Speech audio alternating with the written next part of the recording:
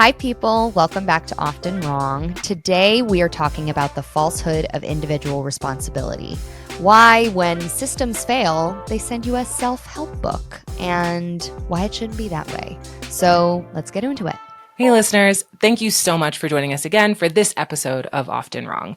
If you are enjoying how this season is rolling out, you can engage further by liking, subscribing, leaving a comment on wherever you listen to your podcast or on our website at carrotimpact.com/oftenwrong. From all of us at Often Wrong, thank you so much, and let's get back into the show.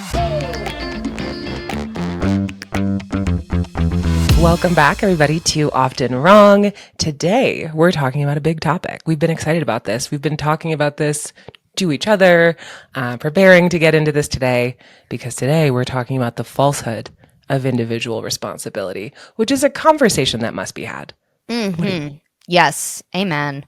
I mean, we've all heard the messaging of, recycle more, drive less, eat clean, hustle harder, fix yourself. And, some of that comes from a good place, but honestly, a lot of it's kind of bullshit and kind of planted there to make us feel a certain way. I think it's like, I don't know, the idea that you're the problem and that the world is on fire because of your individual actions is a real issue. And it's deliberate, though. It's a strategy, right? Yeah, I would say so. Yeah. And I would say, these industries and institutions, and I'll stick with industries and institutions, have spent decades shifting the blame onto individual consumers because they don't want to take accountability. They want us to take accountability. And then if they can keep us busy with the guilt and, exhausted by the impossible standard that they've created for us, they can ensure that we don't have the energy to look upstream and go, hey, where's this damage actually coming from? Like, why are we dealing with this in the first place? This didn't start with me. Like, I threw away a plastic thing, and that doesn't mean that I've been responsible for all the petrochemical waste being shipped to Kenya and polluting the river. Like, that's not on me. So that's what we're talking about today. And the lie, the falsehood of individual responsibility, what it costs us, what it covers up, and what it means to take responsibility back, but on our own terms.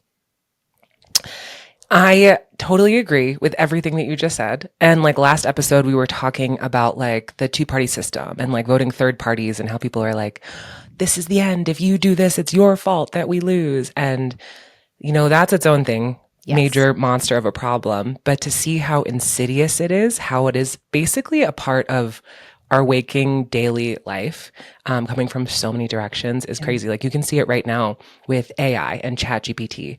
And immediately ChatGPT comes out and immediately it's like, every time you do this, you're using this much water. Every time you do this, you're doing this. It's your fault. Don't use it. And I'm like, okay, well then why did you give it to us? And if my one question to ChatGPT does this, what about that corporation, that billion-dollar corporation that's using it? How much are they using? Say that part first. So I'm really glad we're talking about this today. And, just to preface this conversation with saying that we're not saying that personal choices don't matter. They absolutely do. You should still be a good person for the sake of your soul and because you will probably have a better time if you're a better person. Yeah. But it is not all on your back. When people are just drowning in these systemic problems, which I believe most of us are, even the people who don't realize it, handing other people a self-help book and saying good luck is crazy.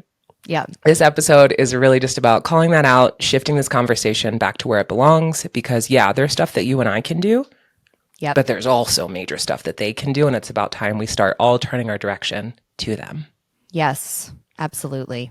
Do you want to give us a little bit more of an overview on the issue as we do? Yes. Okay, so just to ground us before we start this conversation, when we talk about the falsehood of individual responsibility, we're talking about the way that systems of power shift blame onto individuals to avoid accountability for themselves. Mm-hmm. So industries from fossil fuels to food to fashion, finance, wellness, they have all spent decades pushing the idea that change starts and ends with personal choice. Mm. And I know that this may sound like a conspiracy theory, which that's a whole separate conversation. And it is a conspiracy. They are all working together to do this. Conspiracy does not mean not true. This is what's happening. It is documented. You can see it anywhere. Yeah. So just to preface it with that, this is not like we're connecting the dots on like a pin board. This is real. Mm-hmm. This is what's been going on. Yeah. And the result of all of that is that we've internalized massive structural failures as private moral ones. And that's not going to work. So you're told climate change is your fault because you didn't recycle. Meanwhile, most cities, at least all the cities that I've lived in so far in the US, they aren't even recycling. They put them in the same spot as the trash. They just give you different bins and you get a fine if you don't do it, but they're taking them to the same place. Yep. Crazy. Yeah, your health is your fault because you didn't eat the right thing. Meanwhile, all the food has God knows what in it. That your debt is your fault because you bought a latte, or what they say to millennials all the time, our avocado toast was the reason why we can't afford anything. And I was like, God damn, can we have one nice thing? Jeez. I can't have a house. Can I at least have toast? Yeah. And that it was like, just realizing that these narratives didn't come out of nowhere. They were manufactured, they were repeated, and they are deeply, deeply monetized. So this episode's about tracing where that messaging came from, why it's so effective, and what it's keeping us from seeing. Well said. I think this is just such an important topic of conversation to have always, but it feels like a great time in our season to really delve into this and, again, start to see, okay, how have these things shaped discourse, and how have these things, fatigued us and shaped the way that we interact with each other and, with institutions and holding institutions accountable. This to me is about truth to power in a lot of ways. And it always is. It always is. That's the thing. It always is. And so, yeah, I'm really interested. So thank you for that. I'm interested in when you first felt like you had to fix something that was way bigger than you, but like you were alone. That's a layered question. I think I felt like I had to fix something bigger than myself alone since I was a child. And that's on trauma, But I think that played into everything else where like since I was in like high school, I would be, trying to do all of these things. I think I said this on this podcast once about how I had to do like a how-to presentation and everyone was like, how to make a peanut butter and jelly. And I was like, how to end modern day slavery. And so I feel like I'm always like, no, guys, just look at this big problem. We need to fix it. And feeling like no one cared or people thought I was being dramatic and it wasn't the right time for it. So yeah, I feel like that's always been there. And it definitely has been reinforced. What about you? One very specific thing comes to mind, and it was actually after I watched the documentary An Inconvenient Truth, which I also just mentioned. Al Gore, shout out participant. You're a real inconvenient truth girly. It's like imprinted on you. It was the single most defining documentary of my life until honestly, it probably still is because it made me want to go into social impact film at the ripe age of like 9. But I saw An Inconvenient Truth. I think it was, how old would I have been? No, I would have been older than that. I don't know. No, I actually think that's about right. Never mind. It's not important. But I saw that and was like, oh, fuck. Like, okay, this is really important. And I remember at the end of the year, everyone in school was like cleaning out their lockers and they put like trash bins and recycling bins in the hallway. And, all of us were just supposed to clear out our shit, our desks, our lockers, etc. And a bunch of people kept shoving paper into the trash. And I remember staying late after school to sort through the trash and recycling. And I want to be clear, no one asked me to do this. I think my mom was probably waiting for me, like, where the fuck is my kid? Like, what's going on. But I was sorting trash the whole day and like being like, how could people do this? The recycling bin's right here. And like, yes, on principle, I understand I had a right to be frustrated. But that's when I remember being like, oh my God, I have to do something. I took cold showers, which, at 9 years old, like I had 0% body fat and was like a little cricket standing in freezing cold water. But I just remember feeling like, oh my God, this is my job, my responsibility at that age. Wow. Yeah. Which I don't think That's was the beautiful. goal of an inconvenient truth, but if it was, it worked. Okay, well, that actually kind of leads me into another question from that. Yeah. Okay, so yeah, doing the most all of the time, trying to save the world, one recycle bin at a time. Have you ever felt like, as a result of that, that you, no matter how good you are, no matter how hard you try, it's never good enough? Mm, yes, for sure.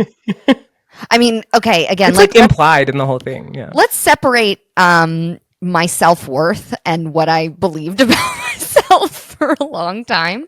Um like I guess let's separate that from like how it shows up in like social justice spaces. Because I'm still working on feeling like I'm good enough day to day. But and I generally feel like I am. But I feel like I've been meaningfully hit over the head, like in a lot of cases.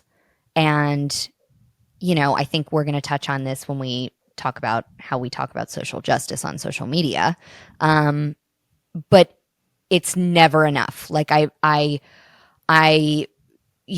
didn't go far enough with either, XYZ things. I remember, people being like, oh, you don't drive an electric car. And I was like, I'm a I'm lucky to have a fucking car. Like I don't know what you mean, but Yeah. okay. This was like, 2018 when I think when I was first criticized and I was like, I had my car since, I could drive and I'm just lucky to have a car. So like, okay, and it was just kind of like I remember that feeling of the narrative being put on me, even though I was like earnestly trying. And that was really stifling and frustrating. Definitely. What about you? This plays into almost all of our episodes so far. Yes. Definitely the rage episode, I would say. Because when I think about this of feeling like it's never good enough, I think about respectability politics immediately. Mm-hmm. Yes. And that has been a big thing I've been wrestling with this year. And I think a lot of people have actually. I think maybe just being in a class of people who have been pushing and trying so hard for so long, and then just being like, okay, one, this doesn't work. Yeah. I'm being gaslit and I'm falling for it. And two, no matter what I do, you're not going to like me anyway. So Yeah. why am I doing this? And I think that comes up a lot when it's like, okay, like yesterday is the first day of Pride Month. And I have been noticing people saying like happy Pride. Companies have been doing this every year for so long now. And this year, the comments under the posts are so crazy. They're so Really? much worse than ever before. Oh. And it's like really crazy to me because it makes me think of like this. And same thing is happening with like, if there's anything that even has like a 30,000 foot connection to Black Lives Matter, anti Black Lives Matter comments underneath. And it's really just like, I just remember growing up and being like, okay, well, you have to try twice as hard to get half as good, and really believing that and really adopting it. I have worked so hard at so many things, Yeah. and then you're kind of always at the halfway mark. And so really getting to a place, I think that plays into this, where it's like, you keep telling me the problem is me, but actually I'm starting to realize that it's you. And when you do that, people push back on you. So it's kind of hard to really adopt this and let this like integrate into your life. But yeah, I feel like that's a huge one where it's always on you. And it's like, oh, Totally. well, you need to act like this, on behalf of your marginalized community. And it's like, why is it on me? Why am I in Yeah. this in the first place? Right. You fix it. Yeah. You caused the problem. Yep. So yeah, I think that's a big one for me.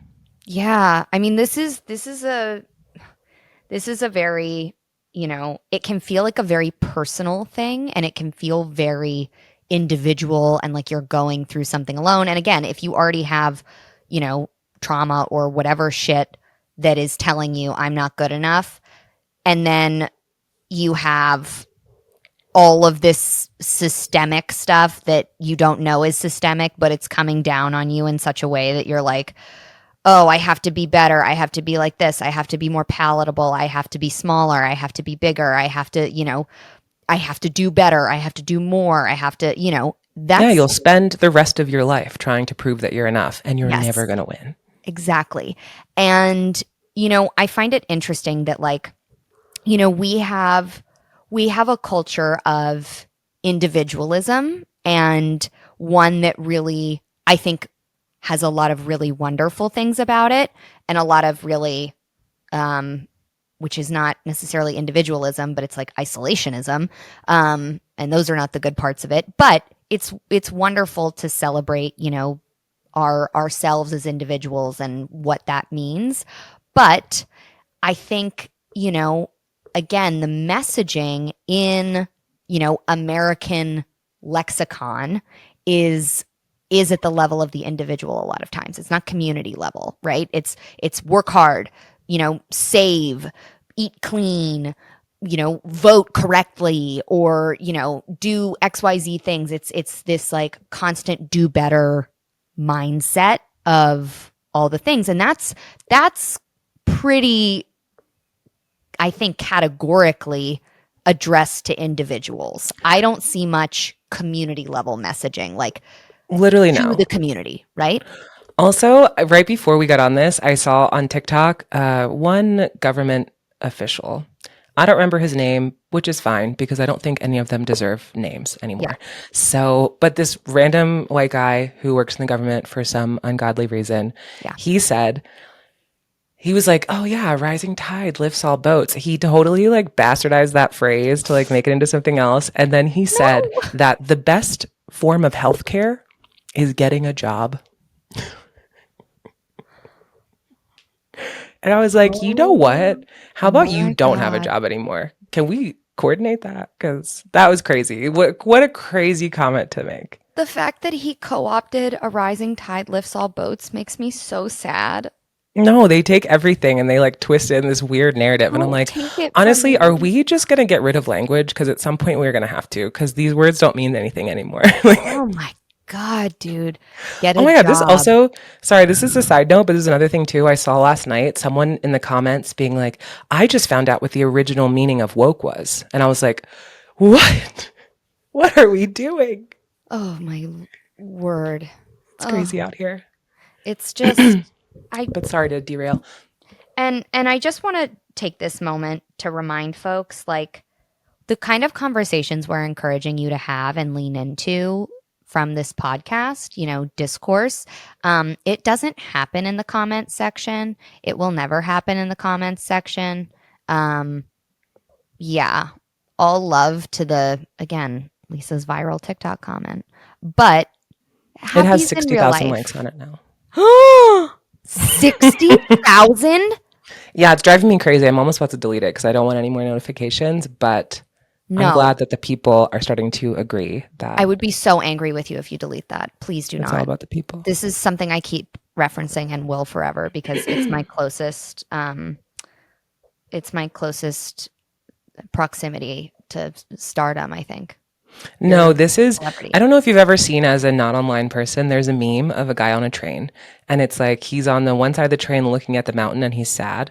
And then he's also on the other side of the train looking out at like a beautiful scene and he's very happy. And I think about this all the time right now because I'm like, this is how everything is. I'll be reading the comments and I'll be like the happy version. I'm like, oh my God, yeah, the power to the people. And then I see other comments and I'm like, oh no, the power is with the people. Yeah, So that's so true. Oh it's both. no. It's rough. Yeah, but look, we can hold all the things at one Yeah. time. And Two that's things can be true. that's the point. Yep, two things can be true. And yeah.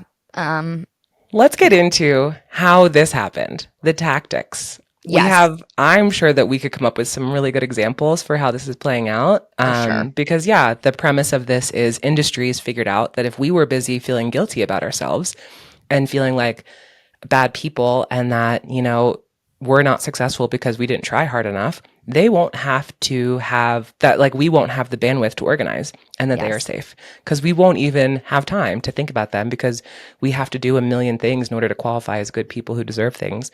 And then we won't Yes. even have time to look at them and be like, wait, actually, you guys are evil. Yeah, you're So, and this causing also, this. yeah, and this also plays into this major crossover, which I'm sure and hope that everyone knows about, which is that our government is also a corporation, and the corporations are also our government. Revolving And door between yeah, industry and so political that's why these office. things are so interlinked. Yep. Yep. Do you have a good one to And, start with? honestly, I think the first one that is such a visceral one for me because it makes me so angry. And I remember using it for the first time and, like, in a good faith effort to educate people, like my teachers were like putting it out to us and all of that. But this immediately makes me think of the carbon footprint calculator that I believe BP piloted Oh my God, and yes. pushed out. And I remember this. yes, it was like you can put in, how many people live in your home, how much you travel, what kind of car you drive, things like that. If you have solar, if you have, that kind of thing. And it made it seem like the climate crisis was all about, you eating beef and your long ass showers and your travel miles and not fossil fuel extraction and no oversight and decades and decades and decades of them knowing they were ruining the environment and not doing anything. And actually, Mm. they were doing a lot. They were doing a lot to keep things status quo. But then, this came out and people were like, oh shit, like, okay, I gotta, shore up things. I gotta travel less, which, and again, these are not, we can't speak in black and white terms here because these are not inherently bad things. Like, yeah, I'm able to be conscious of how much I'm traveling. I drive an electric car, things like that are in my locus of control. But it's again with a lot of intention that I say, oh, this is not my fault. It's not my fault. It's your fucking fault. Fossil fuel industry, big oil. Yeah. And this was a distraction by design.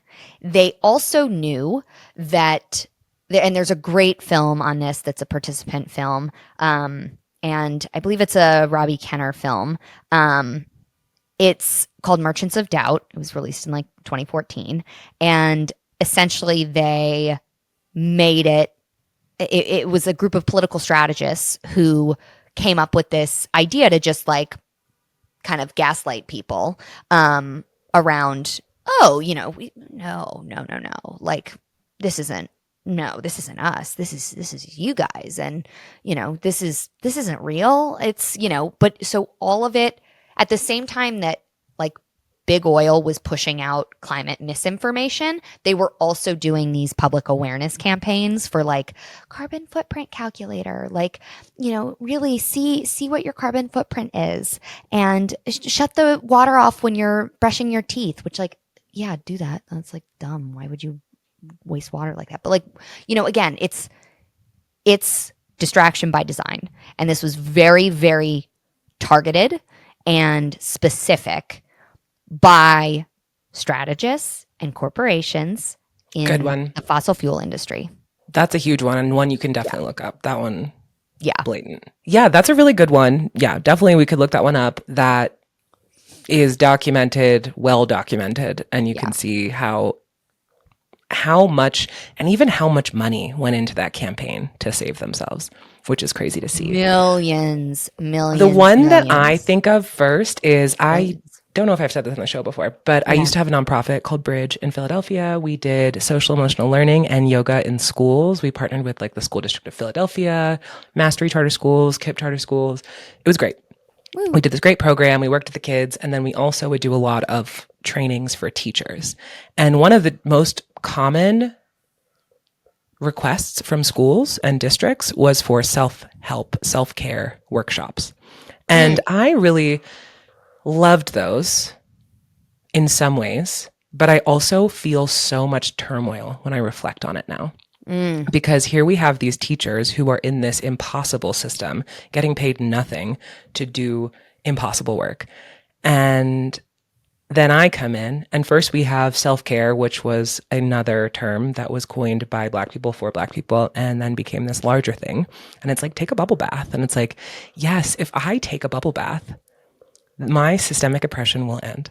And that's not what it means. That's not what it's for. But, I would come in and just teach like little things that you could do for free, which is like breathing, different like Yeah. guided meditations, different things you could do to kind of like regulate yourself when you're in terrible situations, which is what Yeah. they're in. Yep. So that was a huge one. And you can just see it, the way that hugely picked up I remember during the pandemic is when I started feeling it, when, we're all terrified, traumatized, sick Yeah. with someone who's sick. And then at work, we're suddenly on all these Zoom calls about self-care. And it's like, are you fucking with me, dude? Like, Yeah. are you Yes. serious? And that's Yes. kind of like when it shifted for me. And you can Totally. still see it now. Like, we're in the middle of an economic decline and everyone's like, oh, you just really need to work on yourself. You need to go to therapy, go to BetterHelp. Like, Self-help. you do all these Mhm. things. Like, and honestly, at that same time, I was in therapy. I've been in therapy for so long. And I was talking to my therapist and like talking through all the things that were going on. He's like, but how does that make you feel? And at a certain point, I was like, the problem is not me.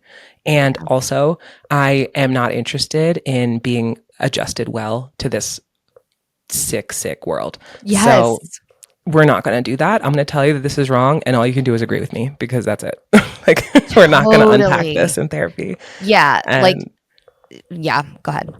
that was just a huge one. But then also, another one that I think of is fast fashion, Mm. because that conversation's been going on forever. And like, yeah, in some ways, like I used to be a Fashion Nova girly. It was Mm. great. My fits went so hard all the time. Yeah.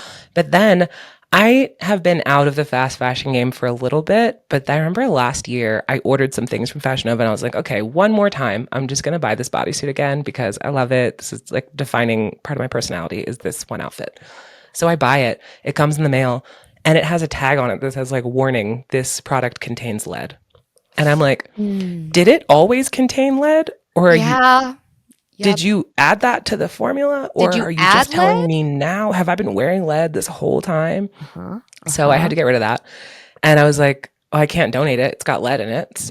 If I put it in the trash, there's lead in it. I didn't do this. It didn't say on the website that there was lead in this bodysuit. So it's like that. It's like, well, why are you shopping at Fashion Nova? Why do you shop at Shein? I've never shopped at Shein. But to people saying that to people who have, it's like, why is this allowed? Why was this available? Yes. Yes. Why is lead still being used in the production of anything that's not I don't think science it's related? necessary. It does not make the fit more fire, I have to say. The No. lead, mm-mm, Yeah. Hot take. I don't think lead makes your fit more fire. I agree. mm-mm. Yeah, hot take though. People will see you on the street and be like, see, you thought you looked good, but I could tell your shirt does not have lead in it and you're a fraud. Yeah, exactly. Exactly. Yeah, the fast fashion one is a huge one and it's one with I mean so many ramifications and it touches so many things. But like instead of pointing the finger at other people being like why are you buying Shein, Fashion Nova? Like Why is she saying the only thing they can afford? mhm. Or why is slave labor legal and profitable and like why are we importing all this shit? Like why haven't we done anything to say, "Hey, Such we a don't valid question. we don't allow products made by slaves to be sold in the United States." Yeah. Oops. Well, yeah, there's a lot more that we could talk about, which we can maybe touch on in a little bit. But yeah, we could talk through. I'm sorry, do you have one more? Can I say one more that's Yeah. like very, I think, a huge one? And this comes down from a lot of different examples I could use within our food system. But specifically as it pertains to like public health and the obesity epidemic in the United States, it's so often framed as individual failure, not as a result of, you know, decades of government subsidies for the further industrialization of our food systems, for ultra processed foods being put everywhere, for, redlining and food apartheid that has completely removed access to healthy foods for a lot of communities. And, Which you know, ones? Just kidding. um, predominantly the wealthy white communities, actually. No one's talking about it, but it's an issue close to my heart. But really, I mean, like, and obviously we know who this hits the hardest first, but this has been so calculated.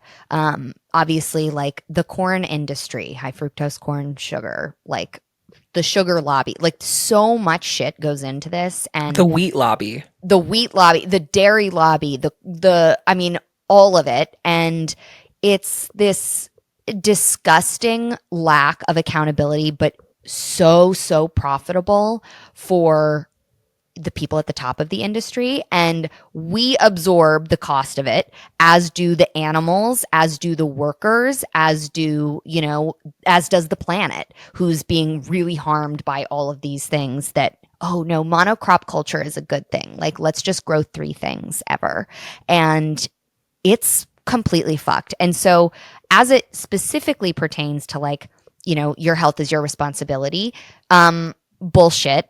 Most people don't have the education even to know what is healthy and what is not. A lot of people Yes. don't have access to food that's not ultra processed. It's so messed up. It And really is. I think also I want to say I'm glad you talked about like food apartheid, food deserts, because that's what I was going to say. And this really is on top of an illusion of personal responsibility. It's an illusion of choice. The yes, choices that you have at your grocery store, the choices that you have in your neighborhood are not available in many other places. yes, And so to think that like, oh, we all live in the same country, I worked hard, pulled myself up in my bootstraps. Some people don't have boots or straps, just so you know. yeah, And yes, like, I think that's like a big thing that I feel like before we dive into like more about what this issue is to realize that every time you're in the comment section or you're having a conversation with someone where it's like, well, just do this. Just yes, why aren't you doing it like this? You are doing work for corporations for free. yeah. That's crazy. Don't do that. Oh, 100%. And I want to just acknowledge, like, all, especially in food systems and public health, which, again, not to silo things, and I'm not. This is all so combined, but our health insurance companies, the pharmaceutical industry, like, everyone is profiting from keeping us really, really fucking sick. And And it's confused. and confused, and it's really coordinated for, as difficult as it is to coordinate things across multiple stakeholders. I'm honestly really impressed that so many different industries could be so calculated into tricking the American people and folks abroad as well, into believing that it's their fault, and that this structural failure is a motivation problem. Totally. It really gets me. And, this is not a cultural narrative. This is a power play. This is isolating us, and it's, making us feel like we're on, lonely misfit island, and it's our fault that we're not more successful, or, whatever. And it's deeply profitable for a lot of people. So, Absolutely. yeah, With that it said, gets my blood boiling. yeah. Whew. With that said, free my man Luigi. He didn't do anything. And we'll see if our producer keeps that in. Murder is wrong, For who? Lisa. For everyone. I'm a That fucking does not seem to vegetarian. be the case. Okay. I'm just saying. I believe murder is Equal wrong. rights for all. Equal rights. Yeah, Italian Americans really these days. Yeah, this is about Italian American rights. And as an Italian American, I will speak on behalf of that. Literally. Yeah. Yeah, My for red sure. sauce sisters. Oh my God. That's my favorite. Okay, but all right. So we're talking about this illusion of choice, this illusion of responsibility, but do individuals have power and responsibility? Obviously, the whole podcast is about how you have power. But well, yeah, what's your responsibility? What do we think? Yeah. I think, the goal of this episode is not to absolve us from action, right?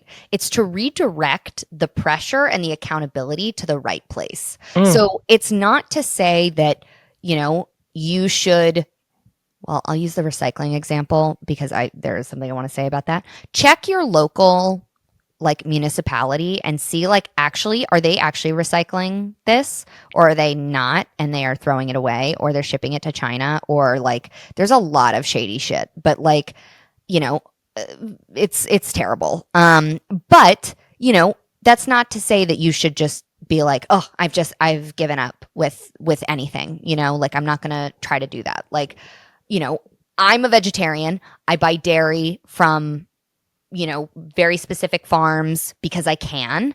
And I'm in California. It's financially available to me and literally available to me. And I choose to do it. And I love, you know, knowing that the calves are with their moms and like, you know, it's a smaller scale dairy. I'm not participating in, you know, big dairy. And again, that's in my locus of control. That's my privilege. This is a very complex thing. And I can't judge someone who can or can't do it or doesn't do it. They are not the problem. The system is.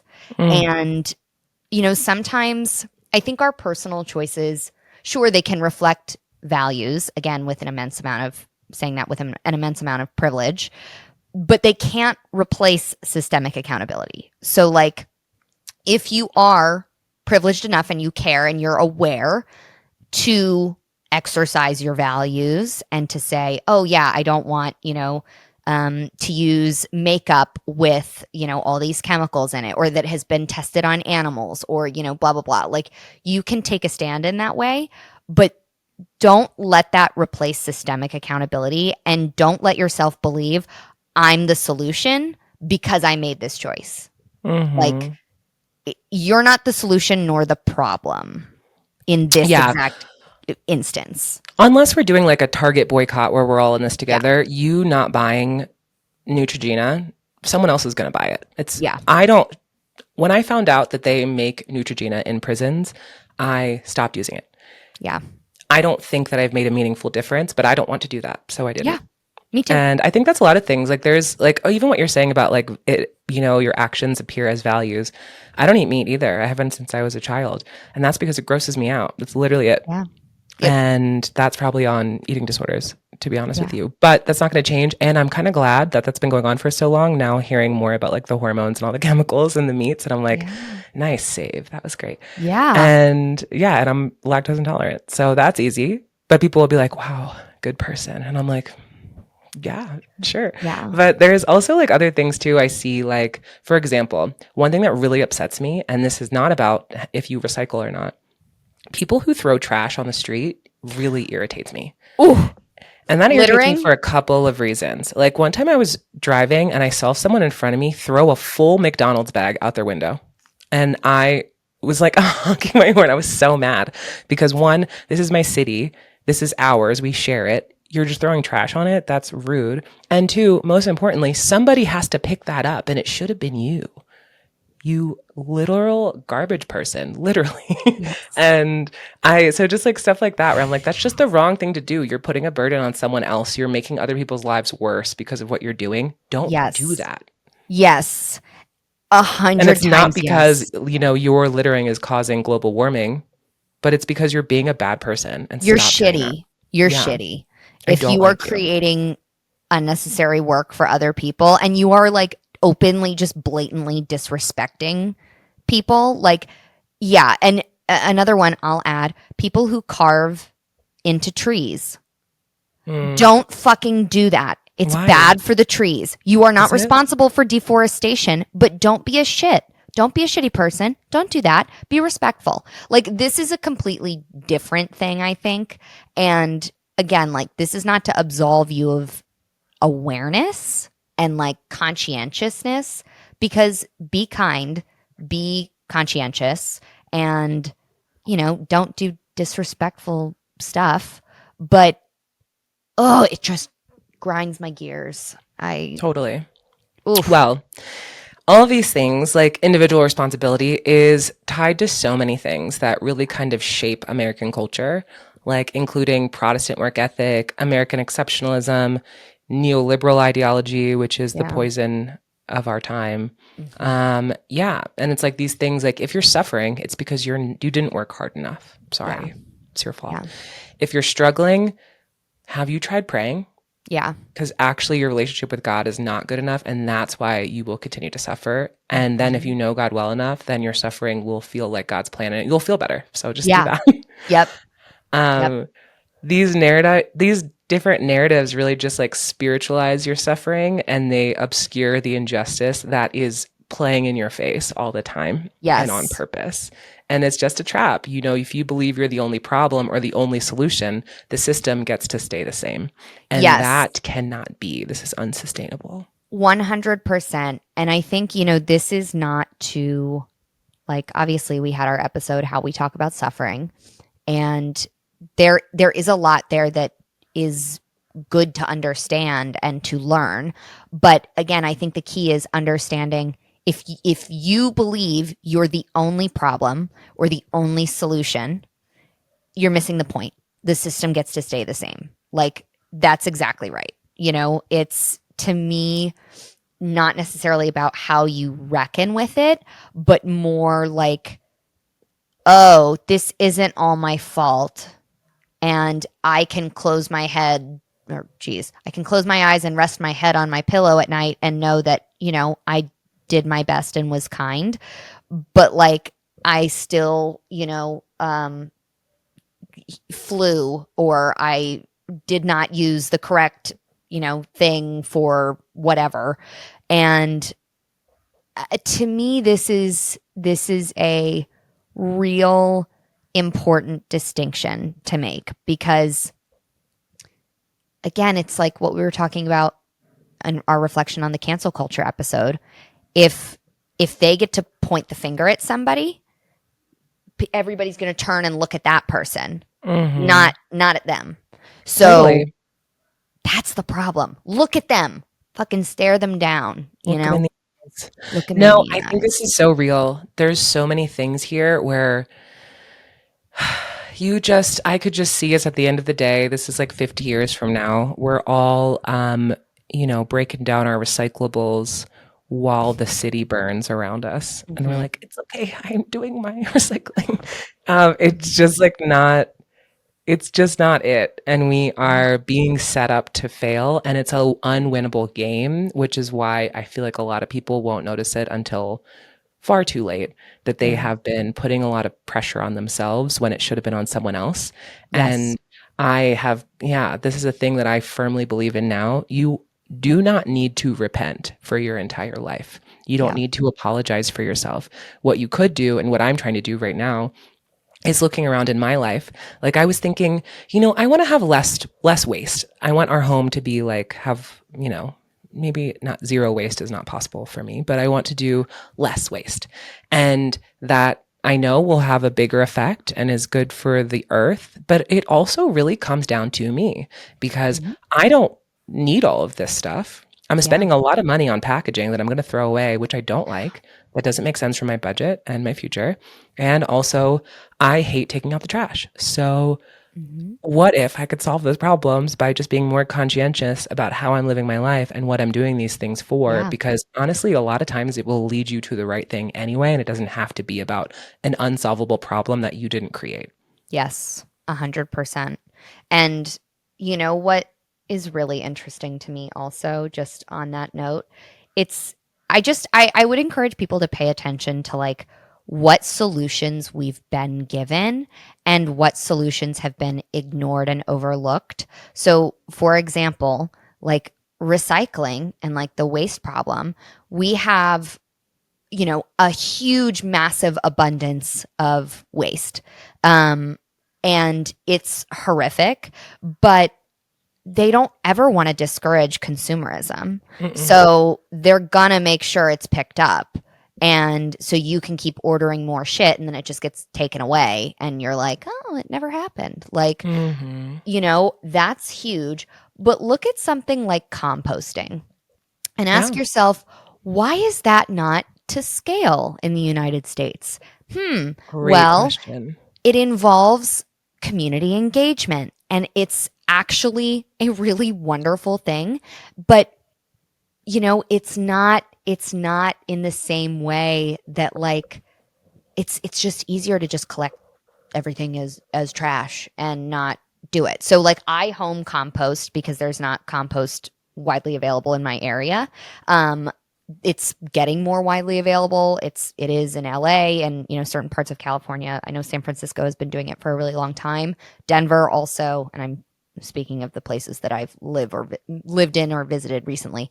But composting is excellent. But again, it is a community level thing and it's not been as industrialized as recycling and our waste Hmm. systems. And so, Which might yeah, be for the just, best.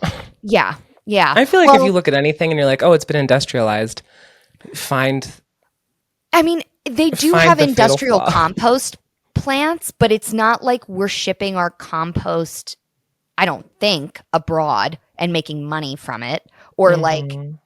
it's to me, this is about us leaning way back from anything that's like kind of circular or mutually beneficial because if we create compost, oh, we can actually use that to grow better things and to heal our topsoil and to put more nutrients in our food. But because that's not actually a priority for the government and those who have to conform to receive subsidies for farming, it's never going to end up that way. So Hmm.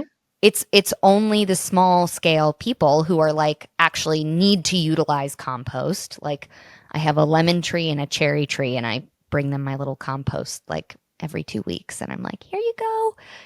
It's No, great. it's so nice. Yeah, Yeah, there's so many things like that. And not all of these things, these like sustainable, good person, quote unquote, options are not available for everyone, whether that's like in a of time course. manner, your location, Yep. your ability. There's so many reasons why they all Yep. can't be done. And they don't have to, but you can think more critically about what you're doing out of a place of longevity and sustainability and not out of guilt over corporations' Yes. misdeeds. Absolutely. And I'll also say, if you are feeling really exhausted by something and you're either exhausted with, oh, I'm so tired of trying to feel like I have to keep up with all the terminology in order to be good enough, or I have to, keep up with the latest in, environmental rules or the news or whatever. That's probably the point. They probably Hmm. want you to feel like that. And so ask yourself, like, is this productive? Because I imagine it's not. And instead, like, the only way I'll actually do something is if I actually want to do it and it means something to me. So, like, composting means something to me. Um, Hmm. I have lost faith in recycling. I still recycle. I still like sort everything, but like composting actually means something to me and it's like important and I love doing it. And I will continue to do it forever because it's something I care about. So acknowledge that bit too. Understand like, oh, is this external or is this coming from like where's it coming from? This pressure, this exhaustion that I feel to like be good enough. I think that's really key. No, I think that's so huge. I think that's kind of a flowing theme for all of these episodes, which is you are good enough. Unless you were that guy who threw McDonald's out of the car, you're Yeah, not good enough. And you fuck need, you. unless you stop doing that, which I hope you did. And I I hope hope you you found this reformed. I hope podcast you felt on. guilty. Yeah. But yeah, other than that, I was just like, you don't have to answer for this country, but you Yeah. also don't, in every way, like, you don't Yeah. have to like whip yourself on the back because Yeah. the country and its corporations are doing these things. And you Mhm. also don't need to defend them in the comments. Like, you Yeah. don't just remove yourself, step back, and see what's actually Yeah. going to work for you. And I think that's so true what you were just saying. I talk about this all the time now. My life is not supposed to be a regimen. I don't want it to be like, oh, I'm gonna go to Pilates every day this month because some days I Mhm. don't want to go to Pilates or I have cramps. And so Yeah. now it's like I love Pilates. I'm going to Pilates because I like it. And I go way more now. Yeah. And I do basically go every day. So I feel like that is really special. And Yeah. just like how can you that's a great place to start of just like what's gonna make me feel good. And Yes. I love that. Absolutely. And I think that also comes down to like refusing to internalize the shame and the guilt that doesn't belong to us. Like the companies should have shame and guilt. Like the Truly. health insurance should feel really shitty that they don't invest it all in preventative care Hmm. and that they just get to fund, our reliance on drugs And in lieu of forever. that, they can be very scared of Yes. us. Yes. That's always an option. And I love that one. Yes. Definitely. I like that too. Yeah. I think that's So, okay, I think this is kind of leading to what I kind of think we should close the episode with of what mm, are we responsible for? mm, yes. I think we can only control how we respond to things. So we are responsible for how we think about things, getting our own clarity, discerning, between what's ours, what's not ours, where we actually belong, and then understanding what to do with it. I think it's, again, it's not to say like, oh, it's your job to wake up to corporate greed and, understand this. Like most people are just trapped in the wheel, and that's gonna stay that way. Wow, I really do sound like a conspiracy theorist. But if you are curious, go there, stay curious, lean into it, understand the inner workings of things and saying, oh, wow, that's actually not mine. That's not mine Hmm. at all. And they want it to be so that people are looking at themselves and not them. Ew. So that's a big one, I think. Yes, definitely. What else do you think we're responsible for? I think we are responsible for asking better questions. This is a Mm, huge one. yes. And we should all be doing this all of the time, whether it's like a Yes. better question to ourselves, even Yeah. before it goes anywhere else, but like looking at literally everything. And this is a practice. And I can say with my own personal proof and validity of this that the more you do this, the more it becomes natural.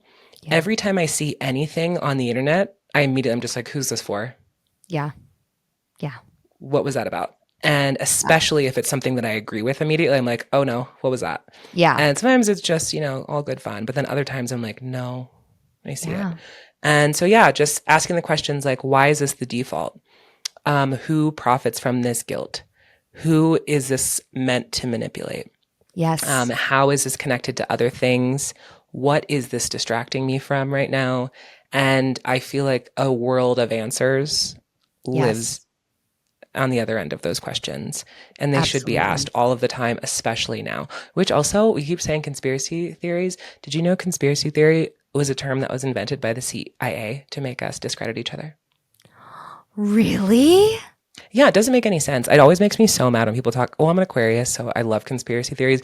Even the ones that Yeah. are like super silly, they're Yeah. just fun. But then there's other ones that are like, no, this is a legitimate conspiracy. Conspiracy is a charge that you can get arrested for. Yes. It's a real thing. Conspiracy Conspiring. means that people Yes. are working To together commit a to crime. create a bad thing for you. Yes. So Yes. that's a conspiracy. So conspiracy theory, the theory is what means it may or may not be true, but the conspiracy part doesn't mean fake. And Yeah. theories are sometimes proven true. I So like just wanted to that. put that in there. Yeah. Thank you. We're truthers on this podcast. So, No, I really feel literally, like quest for truth. Again, Aquarius, oh my God. I love it. that's really what it's all about. It's huge. Yeah.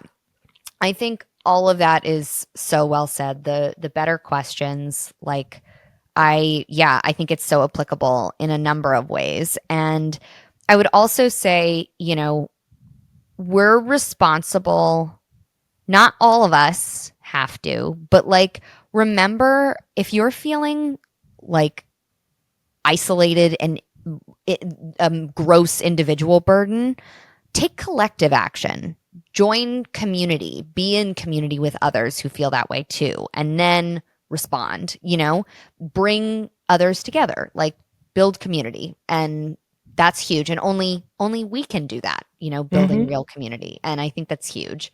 And I think, the last thing I'll say, if if we have privilege, or if you have privilege, whether resources, access, agency, whatever, um, we can choose to act consciously, but without moralizing the inability to do so. So, like, Ooh, to I love me, that. that's huge because Definitely. I can say, this feels good to me and do this, and it's in my locus of control, and I have the ability to do it, but I don't have to look at anyone else, even without knowing their situation or anything about them, and moralize it and say, oh, fuck that person. They're using Hmm. Neutrogena. Like, fuck that. That's Yeah, for messed up. what? And that's only hurting the individual. That ain't hurting Hmm. Neutrogena. They're fine, Like, that to me is huge. So, That's so consider what you real. can do and what's meaningful to you, but don't moralize the inability that others may or may not have to do it. That's such a huge thing. I've been thinking about this, and oh my God, I thought of this in 2020 and then I Googled it. And it's so funny because in 2020 was when I really started being like obviously, propaganda exists. But I Yeah. think it was 2020 when I really started to realize that it's basically all propaganda all of the time. Hmm. And then just being like, oh, we are all victims of propaganda. So when Yeah. people do the wrong thing, sometimes they are evil. But that's Yeah. usually not the case, I don't think. And maybe I'm naive for that. But I think there's a lot of times, and I Googled victims of propaganda. There is a New York Times article from like 1912 that's is the headline is about victims of propaganda. And I'm like, oh, this has Wow. been going on for a long time. Yep. Which obviously it has if yeah. But I just think that's such a big thing where it's like sometimes people just don't know. Sometimes people Yeah. are led to their wrong answers Yep. on purpose. And then Yep. you yelled at them. Why? This Yeah. is a problem. We are all victims of this, and we all need to, all we have is each other. Yep. So it's kind of like moralizing your own choices against people who can't make the same choice as you Yep. is sick. And again, it's like what I think I said at the beginning, which I think bears repeating. You are doing work for corporations and the government for free, and you don't have to. And you also just shouldn't. It doesn't make sense. For sure. Ugh. That's so well said. And I think, to close us out, I think I want to say that perhaps the most effective thing that we can do is to stop taking the blame as individuals and start naming the systems and the institutions to who are actively trying to make us too tired, too ashamed, too busy, to hold them accountable. Hmm. And speak truth to power. That's Literally. that's the big thing. And That's the most asking important thing you can questions, practice. Hmm. yes, agreed. Asking questions is the best way to speak truth to power because it all starts to unravel pretty fucking fast when you dig a little deeper. Right. And yeah, we don't need to be perfect. Perfection is not even achievable. So there's Yep, no point. It doesn't mean be a bad person now because we've correct. told you that this is an illusion of responsibility. You are responsible to yourself and to your community. Yeah, You should be, yeah, and but it's like, yeah, you don't need to be perfect. You need to be clear. yes, And yeah, I think being really clear with where you stand and what you're doing and whose fault it is. Naming bad actors yeah, is one of the key things that works in social impact. yeah, It is so critical. You yep, can't get around it. You can't fix it when that guy who makes 15 billion a year is still, orchestrating how this plays out. So yeah, being clear in yeah. this culture that's like full of deflection and lies and propaganda is a form of power, and you can take it back literally right now. And you should. Yes, And practice. And you might get it wrong the first couple of times. Don't give up because that's yours. yeah, yep, And there's nothing absolutely. anyone can do about that. Oh man, and I'm so glad you brought up the propaganda piece. I think that's huge. And yeah, it's time to be aware and Hmm. to be conscious of this and to, start thinking about it a little bit more critically. I think Yes. that's the goal. And if you're attacking other people instead of, to quote my famous TikTok comment. If you were attacking other people instead of your government or corporations, you are doing the wrong thing. Yeah. And when I say if you're attacking Amen. other people includes yourself. If you're attacking yourself instead of Yes. corporations and the government, you're doing the wrong thing. It's wrong. Oh, true. Thank you for bringing it back to the self. That's very Mhm. important. And I feel validated in that. Thank you. So, yeah, let us know what you guys think about this. You can Yeah. comment on whatever platform you're listening on. You can comment on our Instagram, which is at Often Wrong Pod on Instagram, or you can go to carrotimpact.com/often wrong. And yeah, you can leave an anonymous comment there. We can talk about it in our What We Got Wrong episode. We definitely Yep. want to hear from you. If there's something you think we missed, if you think we've overblown something, if you think we're dead wrong, let me know. Yeah. If you Let's see love it. Let's hear it. propaganda, if you If you love love propaganda, tell taking me why. yeah, and if you love taking responsibility for companies that don't pay you, tell us why. If you love having the weight of fossil fuels on your back, share Hmm. with the class. We want to hear it. Yeah. If you love being not curious at all and you love not asking questions and just accepting the outcomes, let us know. We want to know. And Love to hear it. yeah, sorry for negging you to encourage you to comment on Yeah. this. It does work for some people, so if that works for you, you're welcome. Yeah. But if not, yeah, we just want to hear from you. So definitely write in. You can talk about this episode. You can talk about any of our episodes so far. We have a couple more What We Got Wrong episodes coming. And yeah, we want to incorporate your voices. We want this to be a conversation. Me and Claire are having our Yes. conversation and we're vibing, but you could vibe too. Let's know. Yeah. Let us know. Come on in. I almost just said the water's fine, but that's super creepy, so I'm not going to say that. Um, thank you all. Well, talk to you later. Talk to you Bye. later. Bye. Often Wrong is produced by Lisa Nwankwo, Claire Cornetta, and Joe Abdella. This episode was shot and edited by Joe Abdella. Special thanks to Michael Drummonds. Often Wrong is a Carrot Impact podcast. Go to carrotimpact.com/oftenwrong to learn more.